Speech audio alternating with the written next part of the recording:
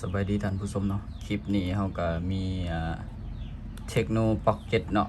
ตัวนี้ก็คือกลสากหักเนาะวันนี้เขาสิมาเปลี่ยนกลสากให้เบิ่งเนาะโดยวิธีแบบโดยที่บ่ต้องไปเงาะห่านเนาะถ้าว่าเขามีกลสากแบบนี้เนาะนี่เนาะหาซื้อได้เนาะตามลักษณะทั่วไปก็มีเนาะตัวนี้สิบ่ได้เอาลิงก์มาแปะให้เนาะประมาณ100 กว่าบาทนี่แหละเนาะประมาณนี้เอาสิเปลี่ยนตัวใหม่เข้าไปในกลตัวมันหักนี่เนาะอันนี้คือมันหักแล้วเนาะอันนี้เนาะ มาเบิ่งวิธีแกะเลยแบบนี้เนาะวิธีแกะก็คือเก่าเนาะให้เอาเหล็กจิ้มซิมนี่จิ้มถัดซิมตัวนี้ออกเนาะหลังจากนั้นแล้วก็เอาเล็บจิ้มเข้าไปแกะเนาะโอ้แข็งเป็นแข็งหลุดนี่เนาะต้องคอยงัดแบบระมัดระวังเนาะตัวนี้เนาะคอยงัดขึ้นเนาะนี่เนาะหลังจากแกะออกมาแบบนี้แล้วเนาะให้เฮาหันทางหลุมนี้เนาะทางหลุมนี้ออกเบิดเนาะมาเบิ่งกันเลยเนาะ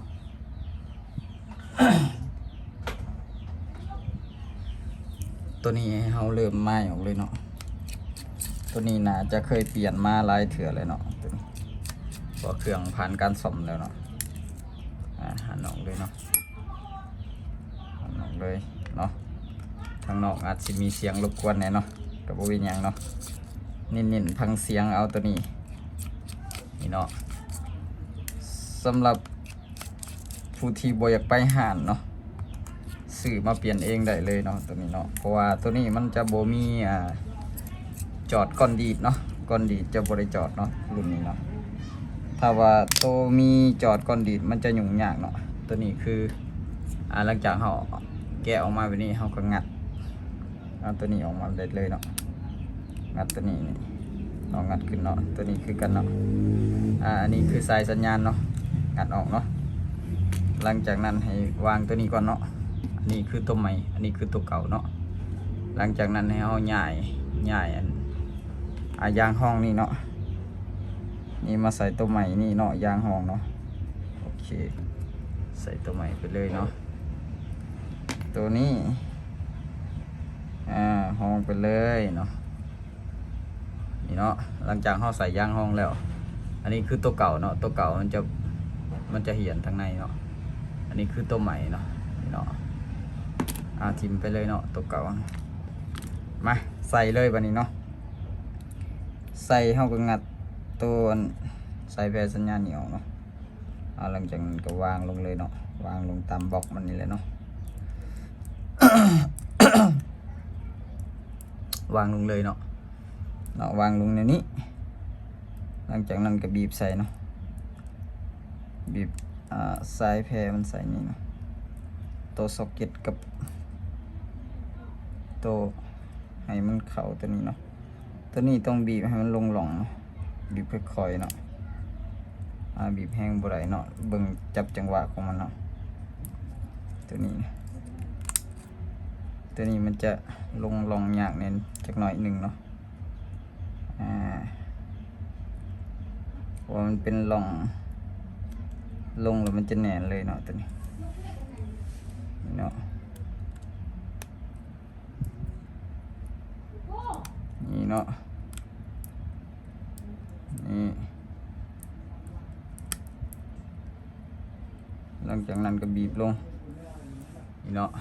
บีบลงแบบนี้แล้วก็ลองสากเบิ่งบัดนี้เนาะลองสากเบิ่งเนาะนี่เนาะมันจะขึ้นแบบนี้ถือว่าได้เนาะตัวนี้เนาะหลังจากเอาสากผ่านไปประมาณอยู่10 นาทีเนาะเพราะหน่วยนี้แบตมันบ่มีเลยเนาะ10 นาทีได้อยู่ 6% ก็โอเคเนาะแสดงว่าเขาเนาะตัวนี้เนาะกล่องบ่อยากโฟกัสเนาะเพราะว่าหยุดไว้เมื่อกี้นี่เนาะเพราะว่ายันคลิปมันยาวเนาะบัดนี้มาประกอบเลยเนาะวิธีประกอบก็ต้องเบิ่งทางศอกทางซ้ายมันเนาะซ้ายมันนี่ก็ต้องเอามาประกบแบบนี้เนาะเอามาประกบแบบนี้ตัวนี้ให้มาบีบเนาะบีบลงเนาะหลังจากนั้นก็เอาสายสัญญาณมันนี่บีบลงเนาะบ บีบลงให้มันกระชับเนาะให้มันเข้าแหละว่าง่ายๆเนาะจักสิใส่คำนี้นี่เนาะสิประมาณนี้เนาะเดือดลงมานี่เนาะหลังจากนั้นแล้วก็เอาผ้ามันมากวบเลยเนาะผ้ามันมากวบแบบนี้เนาะอย่าลืมดึงสายมันตึงๆขึ้นมาเพราะตัวนี้มันบริเต็งเนาะนี่เนาะมันจะบริเต็งตัวนี้นี่เนาะนี่โอเคสำนี้เนาะจะได้ประมาณนี้เนาะหลังจากนั้นก็หันน็อตใส่เนาะแล้วก็เป็นอันสำเร็จส่งลูกค้าได้เนาะขอบใจหลายๆเนาะที่ติดตามรับชมคลิปจนจบเนาะถ้าว่าอยากให้เฮาเฮ็ดคลิปไปด้วยก็สามารถคอมเมนต์เข้ามาได้เนาะถ้าว่ามีเครื่องเฮาก็สิเฮ็ดให้เลยเนาะ